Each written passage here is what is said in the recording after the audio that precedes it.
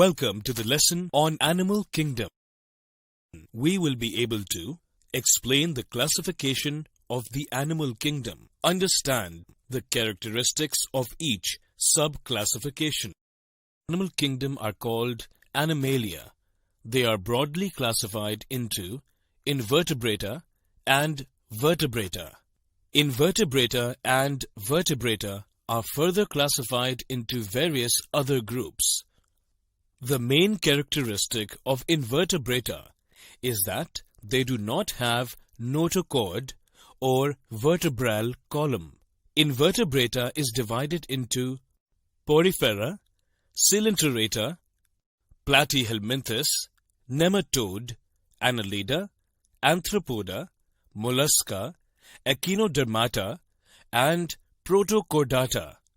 Vertebrata is divided into Pisces, Amphibia, Reptilia, Aves, and Mammalia. Means organisms with holes. Some examples of Porifera are Euplectyle, Cycon, and Spongilla. There are holes or pores all over the body, which lead to a canal system that helps in circulation of water throughout the body. To bring in food are animals living in water. Some examples are Hydra, Abelia, corals, and sea anemone. They show more body design differentiation. They are radially symmetrical. They have a cavity in the body. The body is made of two layers of cells. One makes up cells on the outside of the body, and the other makes the inner lining of the body.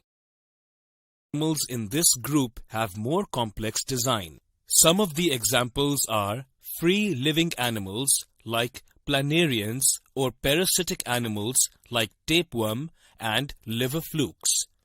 The body is bilaterally symmetrical. The left and right halves of the body have the same design. There are three layers of cells which cause formation of distinct tissues. Hence, outside and inside body linings and some organs are made. These animals are called triploblastic. The body structure of some animals in this group is flattened from top to bottom. Hence, they are called flatworms.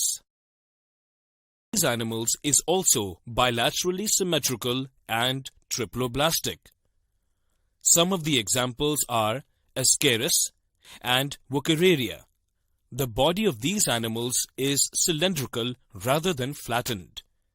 There are tissues, but no real organs are present, although a sort of body cavity is present.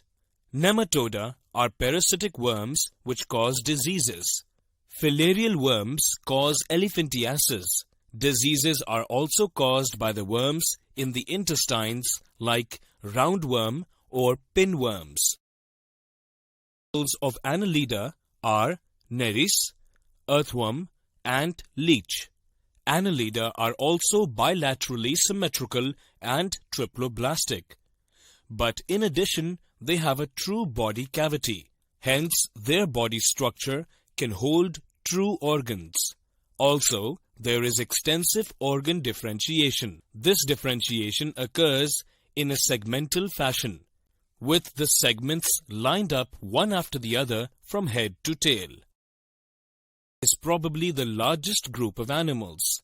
Some of the examples are spider, honeybee, prawn, and centipede. These animals are bilaterally symmetrical and segmented. There is an open circulatory system, and so the blood does not flow in well-defined blood vessels. They have jointed legs. The word arthropod means jointed legs. Of mollusca are chiton, mussel, snail, and octopus.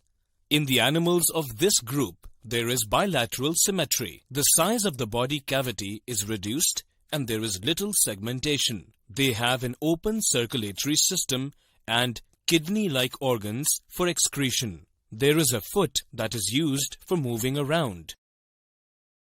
Are spiny-skinned organisms. In Greek, Akinos means hedgehog and derma means skin. Some examples are starfish, sea urchin, and sea cucumber. These are exclusively free-living marine animals. They are triploblastic and have a coelomic cavity. They have a peculiar water-driven tube system that they use for moving around. They have hard calcium carbonate structures that they use as a skeleton. Of Protochordata are Balanglossus, Herdemania, and Amphixius. These animals are bilaterally symmetrical, triploblastic, and have a coelom. They may not have a proper notochord present at all stages in their lives, or for the entire length of the animal, but at least at some stages they show features like notochord.